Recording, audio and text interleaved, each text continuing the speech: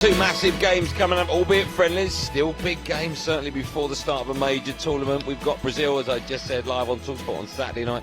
Build up for that one begins at 7, and then, of course, it's Belgium on Tuesday, both of those games at Wembley. Darren Bent alongside me knows exactly what it's like to put that shirt on with the 3 lions, represent his country and so on. I said there that these are big games, albeit friendlies. Do they become bigger games just before a major tournament? Well, listen, I wouldn't know about the major tournament, as you like to rub in my face often, but it's one of them where I think some internationals, yeah, of course, every time I represented my country, it felt huge, just different pressure, different level of pressure. But when you go into these type of games, I'm not talking about the games against San Marino, Albania, these teams. When you're going against a team, obviously a team that's won the World Cup more than any other, Brazil, Belgium ranked highly up in the FIFA. I think they're up there, definitely top 5, I think. Yeah. This is when it gets real. This is when you start thinking, okay, now, I agree with what Alan Pardew said there, and you know me, when it comes to Brazil, know my Brazilian history. I'm pretty sure on my father's side there's a bit of Brazilian. There's a bit of Brazilian in There's there. a joke I can make about a Brazilian.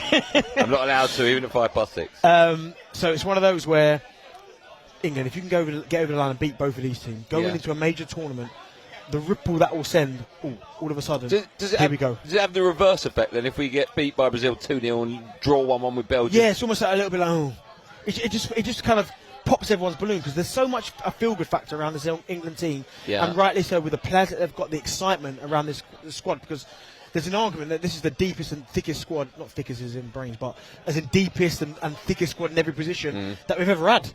So it's like almost like, going into major tournaments, us or France. If you go into it getting beat by Brazil, who I don't think are the Brazil of old, and getting beat by Belgium, it's like, what state are we going into the Euros? What does the manager do in these two games? Because usually in a friendly, I'm of the view that you've got to play players, fringe players, to find out more about them. Certainly goalkeepers, you've got to play your number 2, your number 3, and a few players that you're thinking maybe could make the squad, or if they are, I want to know how good they are. I've not seen them too much in an English shirt. So there's that argument to be had before a major tournament. But also, these are the last 2 games that Gareth Southgate has got to effectively play what he thinks could be starting 11.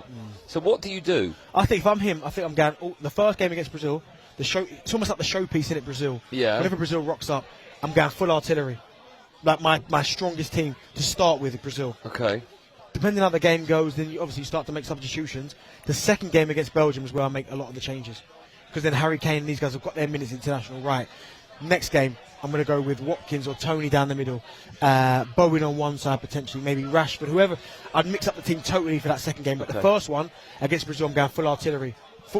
Like whatever your idea is, you feel going into the Euros, you think is pretty much your starting 11. Yeah, I'm going with that. I broke the news earlier on talkSPORT that Bukayo Saka's pulled out of the England squad. You're over the moon about that. No, I'm glad for him. I don't know if he's got a niggle or there's a potential injury, but either way, he's not part of this squad. A precaution, perfect. Players like Anthony Gordon, I imagine, will have more chance of getting minutes on Saturday and on Tuesday. Are there players like Anthony Gordon, including Anthony Gordon, that you think Southgate has still not made his mind up on? And providing they have a decent game, or if they have a bad game, they either will or won't make his final squad. Do you think we're at that stage, or do you think it's all done and dusted now? Nah, I think he's got a few. We all know he's got a few nailed on. We all know who these players are. Of course. But I do think when you look at the amount of attackers he's got in the squad, he's going to have to trim it down. He has to. It's too many. So I think he will use that to go, right, if you get an opportunity, and you might only get 20 minutes, but you better do something about 20 minutes, and then it's a sprint finish when you get to your club. But I think there's 1 or 2 players he's probably looking at thinking it's probably a little bit early for you, but I'm still going to bring you just to get a bit of international experience, with knowing full well now they're not going to the Euros. He knows that already. These players are not going, but I want to see how they, because he always talks about the group, didn't he? Gareth always talks about the group. Let's see how they interact with the group. Let's see how they get on. Let's see if they can handle that international kind of environment, being away from home for so long, all that type of stuff. Yeah. I think he'll be looking at players for after the Euros, but now he knows pretty much who's going.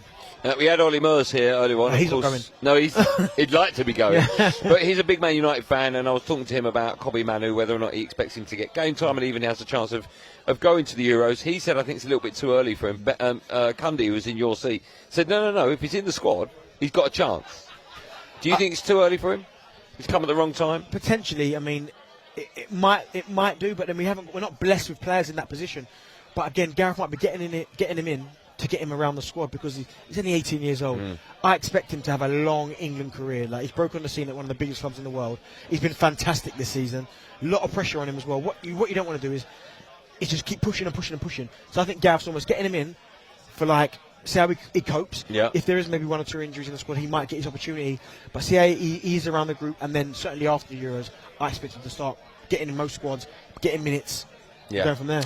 Reminder, of course, 2 big games, the last 2 games, of course, before England take part in this year's Euro. Sees England against Brazil. That's a friendly on Saturday night. Build up to that one begins at 7 p.m. And then, of course, as I mentioned, we're at home to Belgium as well. Also live on talkSPORT. talkSPORT Drive. Super opinionated sporting debate. Monday to Friday afternoon from 4 on AM, on DAB, via the talkSPORT app and on your smart speaker. talkSPORT.